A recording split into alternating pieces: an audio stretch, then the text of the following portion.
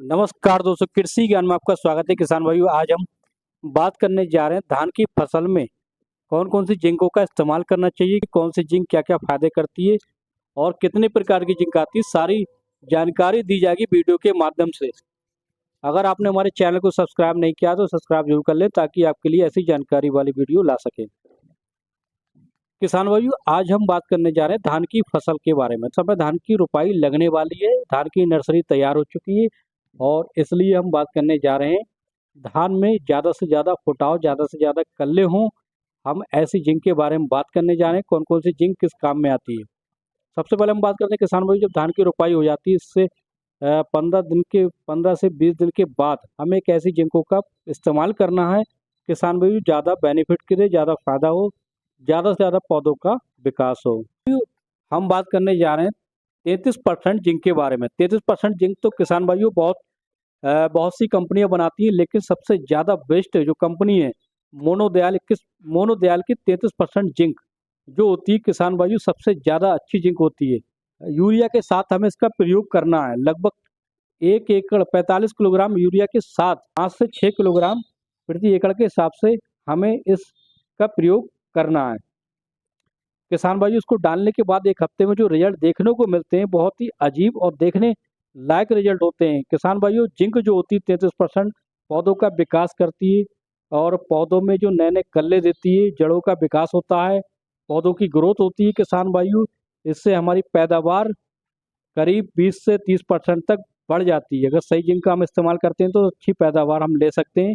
किसान भाइयों, वैसे तो जिंक बहुत सी आती है, वैसे 21% मोनोदयाल 21% भी आती है और किसान भाई चिलेटेड जिंक 12% भी आती है।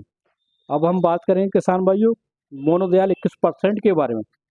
मोनोदयाल 21% जिंक किसान भाइयों एक ऐसी जिंक होती है जो कम समय में ज़्यादा काम करती है। मोनोदयाल 21% जिंक उन फसलों में उस समय डाली जाती है जो फसल खराब हो जाती है, जिसकी ग्रोथ रुक जाती है और किसान भाइयों जो काफ़ी समय से जिसकी ग्रोथ रुकी होती है उसमें हमें मोनोदयाल 21% का प्रयोग करते हैं।